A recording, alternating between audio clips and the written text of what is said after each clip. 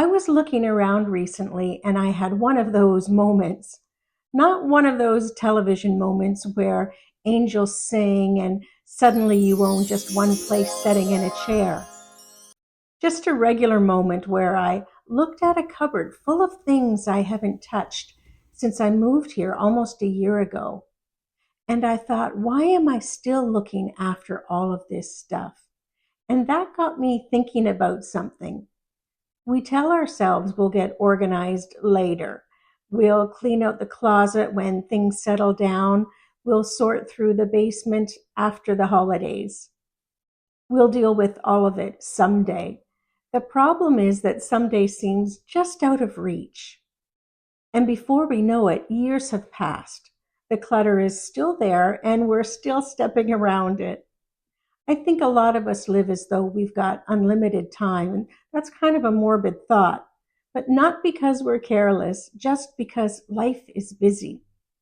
Now, when I talk about clutter, I'm not just talking about piles of stuff.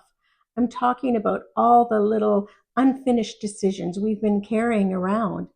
The box we never unpacked, the clothes we never wear, sometimes not even once. The hobby or craft supplies we've quietly retired from.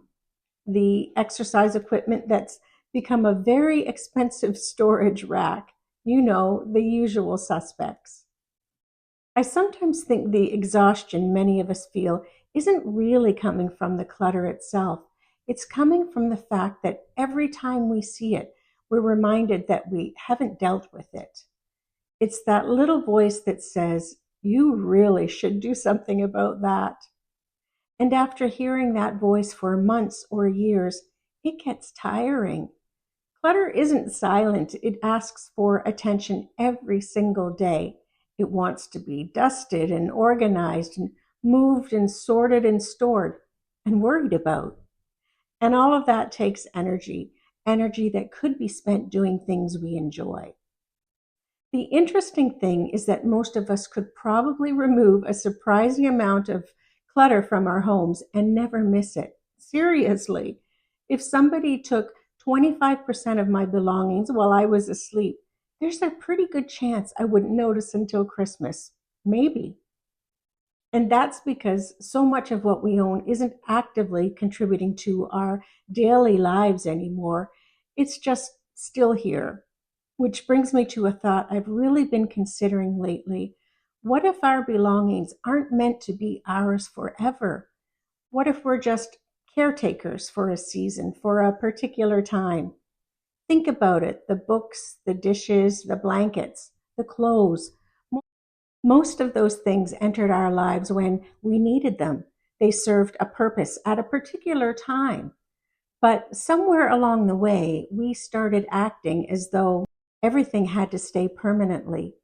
We keep things just in case. We store them and move them from house to house and sometimes from decade to decade. And maybe the question isn't, should I get rid of this? Maybe the better question is, am I finished with it? Or even, can I live my life fully without this? Because those are very different questions. The first feels like losing something, and the other two feel like completion. Maybe you finished with the bread maker and the craft supplies, and maybe you finished with the business clothes from a career that ended years ago. And that's okay. Finishing with something doesn't mean it wasn't valuable. In fact, it may have been extremely valuable. It just means its work in your life is done. And now perhaps it can be useful to someone else. I also think our homes end up carrying every version of ourselves we've ever been. The young parent, the busy professional, the avid gardener, or the person who thought they'd learned guitar. The person who definitely was going to use that juicer. Our lives move on, but a lot of the time our stuff doesn't. It stays right where we left it. No wonder we're overwhelmed. We're trying to manage not only who we are today, but every version of ourselves we've ever been. The truth is that life comes in seasons, and some seasons last 20 years and some last 2, and each one requires different things. The problem isn't that we had those things. The problem is that we never edited the collection when the required time for it ended.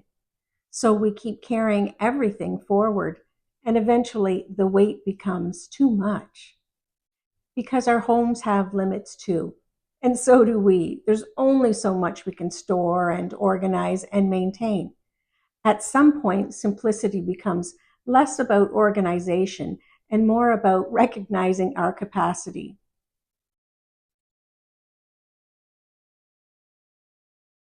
Now, before anyone panics and thinks I'm suggesting a massive decluttering marathon this weekend, have no fear.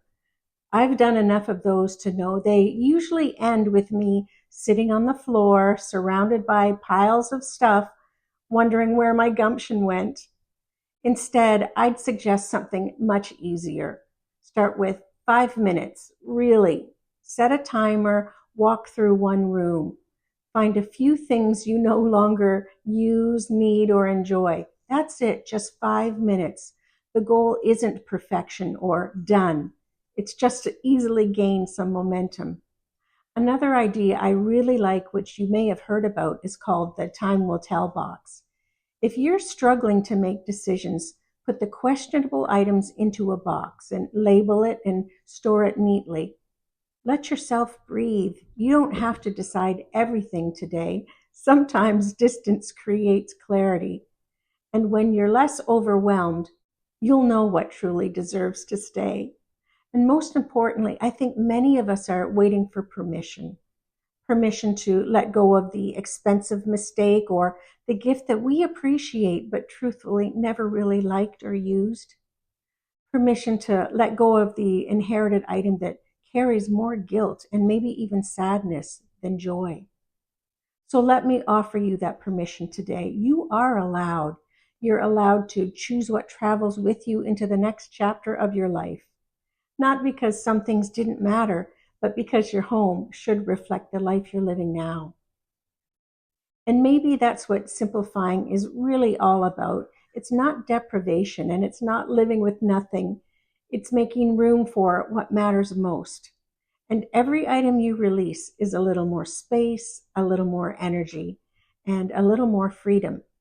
And perhaps a little more room to enjoy where you are today. If this video today resonated with you, let me know in the comments. And let me know some methods that you've used that have really helped in decluttering and simplifying your life. Thank you so much for spending this time with me. I'm so glad that you did. I appreciate you so much. Until next time, take care.